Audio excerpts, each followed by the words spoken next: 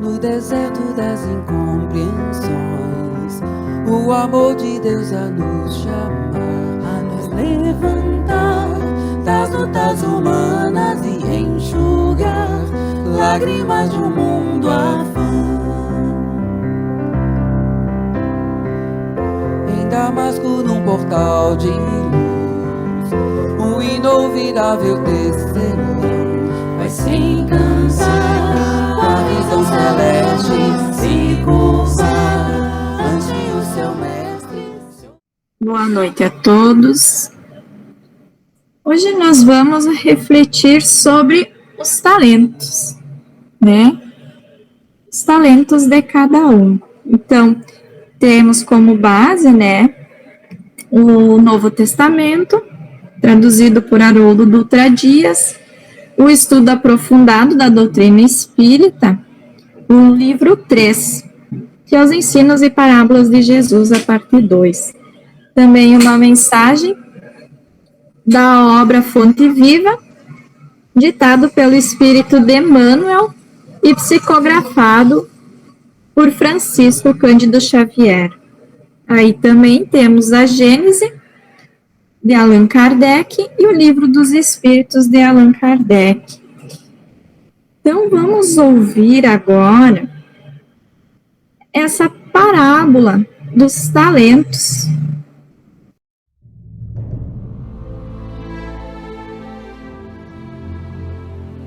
Porque isto é também como um homem que, partindo para fora da terra, chamou os seus servos e entregou-lhe os seus bens. E a um deu 5 talentos, e a outro 2, e a outro 1, a cada um segundo a sua capacidade. E ausentou-se logo para longe. E tendo ele partido, o que recebera 5 talentos, negociou com eles, e granjeou outros 5 talentos. Da mesma sorte, o que recebera 2, granjeou também outros 2. Mas o que recebera 1, foi e cavou na terra e escondeu o dinheiro do seu senhor. E muito tempo depois, veio o senhor daqueles servos e fez contas com eles. Então aproximou-se o que recebera 5 talentos e trouxe-lhe outros 5 talentos, dizendo: Senhor, entregaste-me 5 talentos. Eis aqui outros 5 talentos que granjeei com eles. E o seu senhor lhe disse: Bem está, servo bom e fiel. Sobre o pouco foste fiel, sobre muito te colocarei. Entra no gozo do teu senhor. E chegando também o que tinha recebido 2 talentos, disse: Senhor, entregaste-me 2 talentos, eis que com eles granjeei outros 2 talentos. Disse-lhe o seu senhor: Bem está, bom e fiel servo. Sobre o pouco foste fiel, sobre muito te colocarei. Entra no gozo do teu senhor. Mas chegando também o que recebera 1 talento, disse: Senhor, eu conhecia-te que és um homem duro, que ceifas onde não semeaste e ajuntas onde não espalhaste. E atemorizado, escondi na terra o teu talento. Aqui tens o que é teu. Respondendo, porém, o seu senhor disse-lhe: Mau e negligente servo, sabias que ceifo onde não semeei e ajunto onde não espalhei? Devias então ter dado o meu dinheiro aos banqueiros e, quando eu viesse, receberia o meu com os juros. Tirai-lhe, pois, o talento e dai-o ao que tem os 10 talentos, porque a qualquer que tiver será dado e terá em abundância. Mas ao que não tiver, até o que tem ser-lhe-á tirado. Lançai, pois, o servo inútil nas trevas exteriores. Ali haverá pranto e ranger de dentes.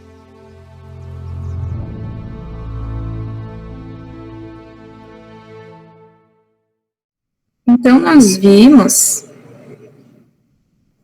essa narrativa de Jesus, essa parábola, o qual agora vamos compreendê-la, né, o seu sentido, que Jesus quis, na época, nos falar, nos orientar. Então, quando ele se refere ao Senhor, ali, né, definimos a Deus. O Senhor, então, ao qual entregou os talentos, seria Deus. E os servos somos nós, a humanidade, quem foi e recebeu esses talentos. E esses talentos, então, simbolizam esses infinitos recursos que são nos disponibilizados quando viemos aqui, quando reencarnamos, né? É o qual nos é dado para o nosso progresso espiritual. Por muito tempo depois, né, quando, né, o Senhor veio prestar contas, assinala o período do aprendizado, né? O que aconteceu depois do aprendizado. Indica a avaliação do estágio probatório, quando o pai afere o resultado das provas ou testes que serviram de lições à criatura no seu processo de ascensão espiritual.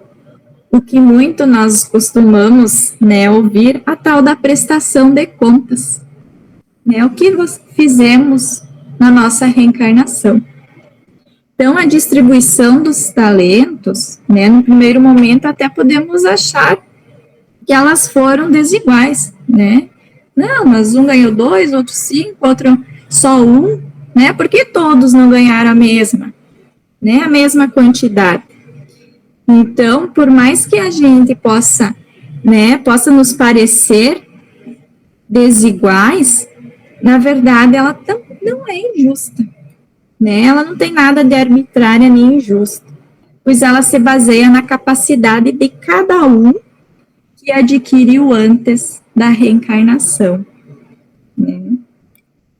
Que é referente àquelas que já foi conquistado em outras jornadas evolutivas. Então, esses talentos, né, seriam para nós melhor compreendermos, então, seria todos os bens que é dado ao homem por Deus, tanto os materiais, como também os espirituais, né? Os materiais seria a nossa saúde física, seria a riqueza, seria as boas condições de vida, seria o status social. E os espirituais, essas qualidades a qual nós já possuímos, né? A compaixão, a sensibilidade, a valentia, ou quando nós temos o dom para executar determinada tarefa, né? Essas aptidões ao qual nós já adquirimos. Então, se nada tem de injusta essa distribuição, por que um servo recebeu 5 talentos, outro 2, e outro servo apenas 1? Qual é a diferença entre eles? Além desses que já adquiriram. Então, ao que nos explica, que vem nos explicar, é a pluralidade das existências. É isso que vem nos explicar o porquê. Então, o Espiritismo, ele vem nos esclarecer de onde o homem vem, para onde ele vai, por que nós estamos aqui na Terra, por que nós sofremos temporariamente, né? E aí nós conseguimos ver por toda parte a justiça de Deus. E aí a gente também sabe que a alma, ela progride incessantemente, né? Através das sucessivas existências corporais, até a gente atingir o grau de perfeição que nos aproxima de Deus. Então, também o Espiritismo vem nos esclarecer que todas as almas, né, ela tem o mesmo ponto de origem. Todas são criadas iguais, com idêntica aptidão para progredir, em virtude do seu livre-arbítrio. Então, todas possuem a mesma essência. O que não há, né, entre elas diferença, senão quanto ao progresso realizado. Essa é a única diferença. Questão do progresso que já realizamos. Então, todas têm o mesmo destino e alcançarão a mesma meta. alguns mais rápido, outros mais lento, né? Isso devido ao trabalho e à nossa boa vontade. Então, a gente sabe que não há criaturas deserdadas e nem tem umas mais favorecidas que as outras, né? Que Deus não criou nenhuma privilegiada e dispensada do trabalho a qual as outras foi imposta, né? Para progredirem.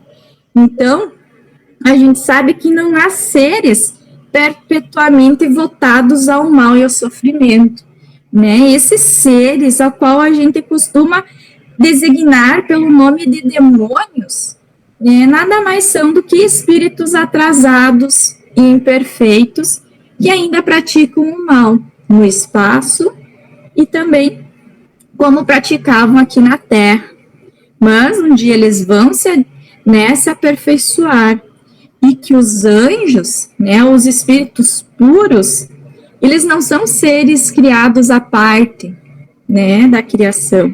Eles são espíritos que já atingiram a meta, né, depois de terem percorrido a estrada do progresso, são espíritos que já evoluíram. Então, dessa forma, não há criações múltiplas. Não foi um criado bem, né, propenso ao bem, outro criado propenso ao mal, né? O que distingue realmente é essa questão do progresso de cada um. Então, não tem diferentes categorias entre os seres inteligentes, mas que toda a criação deriva da grande lei de unidade. Nós somos únicos, nós progredimos, né, em unidade. Então, todos nós gravitamos para esse fim comum que é a perfeição.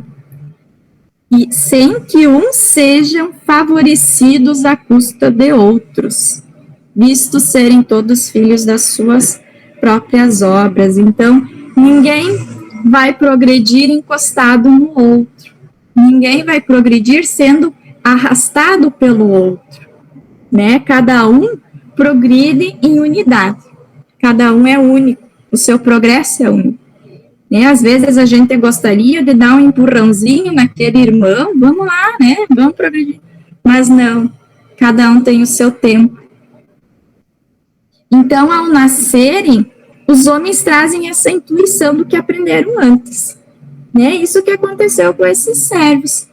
Né? Eles já tinham adquirido esses talentos e eles conseguiram multiplicar porque eles conseguiram, né, eles trouxeram junto com eles essa intuição, né, essa propensão ao desenvolvimento. Então, eles são mais ou menos adiantados conforme o número de existências que contém, conforme já estejam mais ou menos afastados do ponto de partida. Né? Então, nesses casos que Jesus relatou, né, é nítido ver isso. Né, o caso 1, o caso 2, daqueles irmãos que já estão mais adiantados, que já têm uma bagagem maior, ao qual foi proposto, né? Então, Jesus vem nos ensinar sobre essa confiança depositada por Deus a seus filhos, concedendo-lhes o gerenciamento de bens, de acordo com as possibilidades de cada um. Então, quando às vezes nós desejamos algo material, né, principalmente quando a gente ouve muito em ganhar na loteria, é a minha capacidade em trabalhar com esse montante? Né, eu sou capaz disso? Ou eu vou me perder? Né, então, a cada um segundo a sua própria capacidade. Então, no caso 1, né, nós vimos que o servo, ele recebeu 5 talentos, ele trabalhou com eles e ganhou outros 5. Né? Quantos de nós recebemos determinada missão, ou prova, ou expiação? Não, você vai reencarnar com esse projeto, né, de desenvolvimento. E aí você vai ter habilidade para executar atividade em medicina. Né, digamos assim, eu vou e tenho essa facilidade com a medicina, outros têm facilidade com outra profissão para o seu desenvolvimento, Mas aí eu vim, recebi, né, essa condição, eu consigo desenvolver, consigo criar hospitais, né, digamos assim, consigo criar alguma associação, algo em benefício ao próximo, consigo desenvolver essa minha atividade em prol de uma comunidade maior. Então, aquele um talento que eu vi específico, eu consegui ampliar ele e atender uma grande quantidade de irmãos. Eu consegui desenvolver ele, ampliar ele. E da mesma forma como outro servo que ganhou 2 talentos, ele conseguiu trabalhar esses 2 talentos, essas 2 tarefas, e multiplicou. Então, esses servidores, né, incluídos nos 2 primeiros casos, eles corresponderam à confiança de Deus. Eles cumpriram com o seu planejamento. Então, eles demonstraram a responsabilidade diante das dádivas recebidas, né, agindo com diligência, bom senso, trabalho e dedicação, de sorte que conseguiram duplicar os benefícios que lhe foram confiados. Né, eles conseguiram trabalhar e ainda assim adquirir mais benefícios. E no caso 3, que muito nos chama a atenção, né, e a gente até vai poder compreender, porque acredito muito que é onde a gente mais consegue se encaixar, é aquele servo que ganhou apenas, que tinha, né, já adquirido um talento, e aí ele, temendo, escondeu esse talento na terra. Né, nós sabemos que espírito, quando ele apenas estaciona, né, ele não regride no seu progresso. A gente sempre está propenso à evolução. Então, quando nós não evoluímos, nós apenas estacionamos. Foi isso que aconteceu com esse servo, né? Não foi diminuído o talento dele, mas ele permaneceu naquele mesmo talento. Então, 2 atitudes muito a gente pode destacar nesse terceiro caso, que o servo ele não assumiu a responsabilidade pelo seu próprio fracasso, que ele culpou o Senhor pelos seus insucessos, né, o qual Jesus nos falou, né, soube que o homem duro, que ceifas onde não semeastes e que recolhes onde não espalhaste, né, ele ainda acusou, né, não, eu não fiz isso porque eu sei que você é assim, né, e por medo eu enterrei. E aí, então, em consequência disso, foi denominado mal e inconsequente. Então, ele, portador dessa personalidade inibida e temerosa, imatura e descompromissada, não soube utilizar como deveria a concessão celeste. Então, ele representa os homens que usam mal os dons recebidos do Pai Celestial. A maioria das pessoas no estágio atual de evolução procede de forma similar. Daí a necessidade das inumeráveis reencarnações como processo reeducador. Né? Quantas vezes ouvimos também o exemplo, a pessoa reencarnou com, né, uma enorme riqueza, não soube fazer, né, não soube trabalhar com ela, não o ajudou, enterrou essa riqueza, né, não trouxe benefício nenhum. Qual vai ser a próxima reencarnação desse espírito?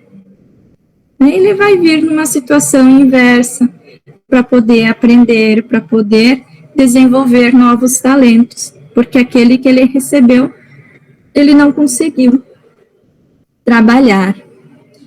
Então, aquele que não se esforçar para acrescentar alguma coisa, aquilo que recebe da misericórdia divina, expiará em futuras reencarnações de sofrimentos.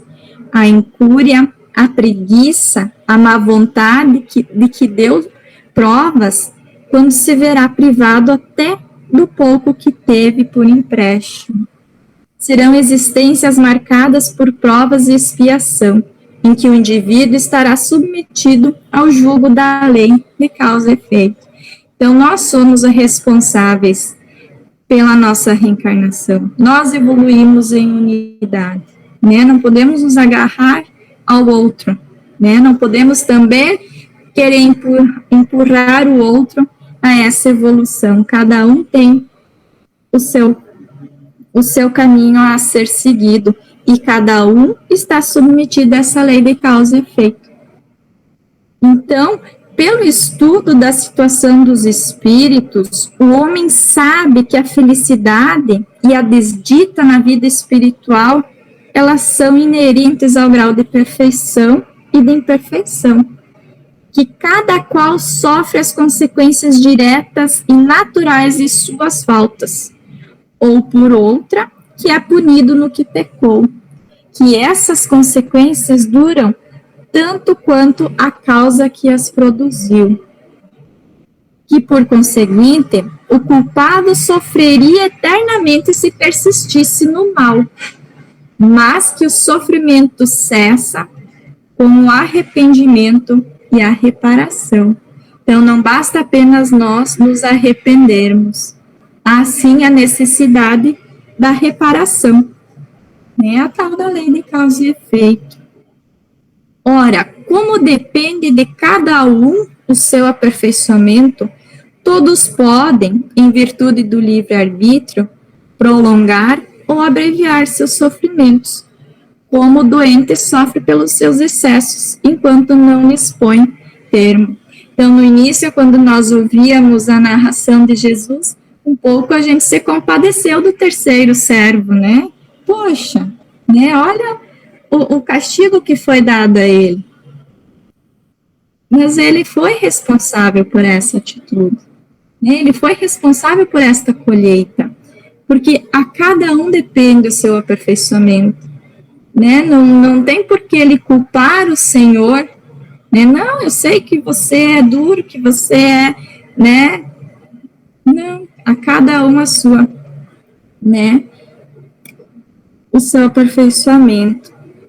E aí, nos encaminhando, né, para o encerramento, Emmanuel nos traz a mensagem referente a esse servo negligente, né, nos fazendo refletir que o servo, né, o servo negligente, atribuiu ao medo a causa do insucesso em que se infelicita, receber as mais reduzidas possibilidades de ganho, contar apenas com um talento e temer a lutar para valorizar.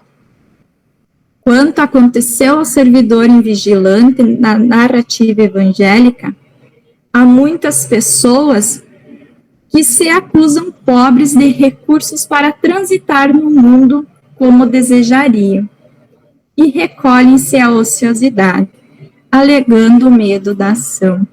Né? A cada um as suas culpas e desculpas, né, em desenvolver. Então, né, alegamos o medo de trabalhar, o medo de servir, o medo de fazer amigos, medo de desapontar, medo de sofrer, medo da incompreensão, medo da alegria, medo da dor. E alcança o fim do corpo, como sensitivas humanas, sem o mínimo esforço para enriquecer a existência. Na vida, agarram-se ao medo da morte. Na morte, confessam o medo da vida. E, a pretexto de serem menos favorecidos pelo destino, transformam-se gradativamente em campeões de inutilidade e da preguiça. Se recebeste, pois, mais rude tarefa no mundo, não te atemorizes à frente dos outros, e faze dela o teu caminho de progresso e renovação.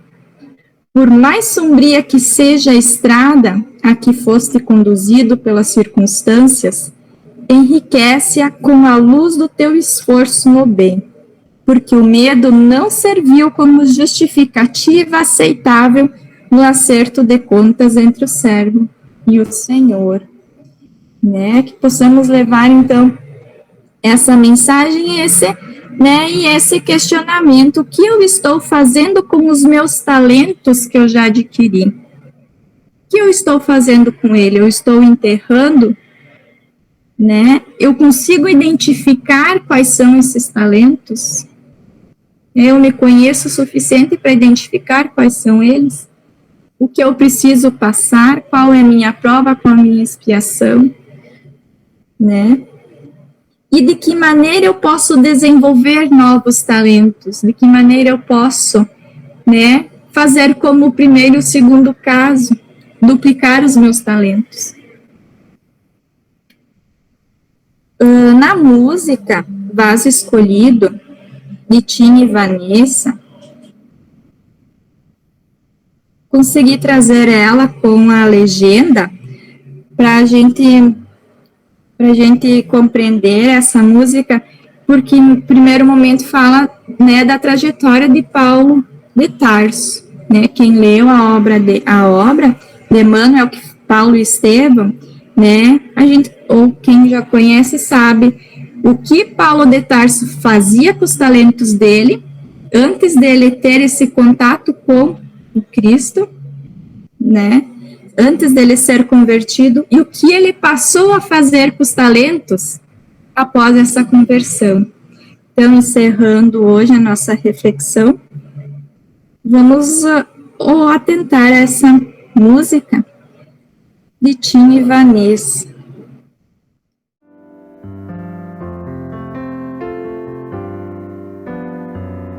No deserto das incompreensões, o amor de Deus a nos chamar, a nos levantar das lutas humanas e enxugar lágrimas de um mundo afã. Em Damasco, num portal de luz, um inolvidável testemunho vai se encantar, a visão celeste se curvar, ante o seu mestre se ofuscar, com a luz amiga e entender a razão da vida, enfim.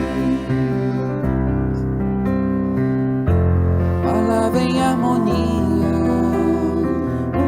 canções maestramente entoadas por anjos de esferas sublimadas, ao clarão que ofuscar o brilho do sol, compadecido, inspirado, amável.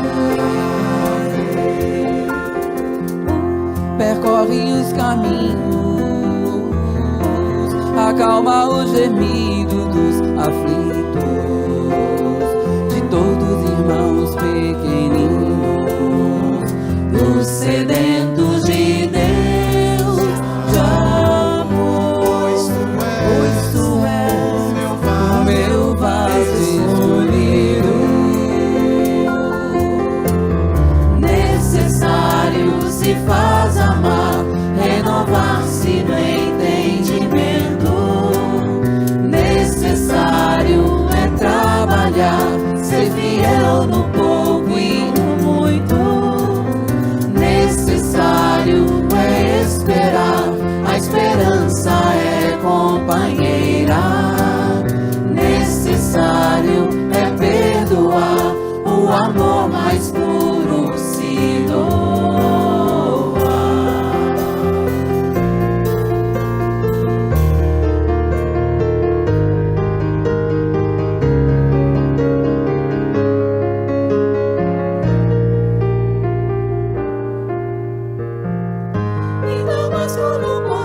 Em Damasco, no portal de o inovidável vai se encantar, com a visão celeste se curvar, ante o seu mestre se ofuscar, com a luz amiga a entender a razão da vida em si. Palavra em harmonia,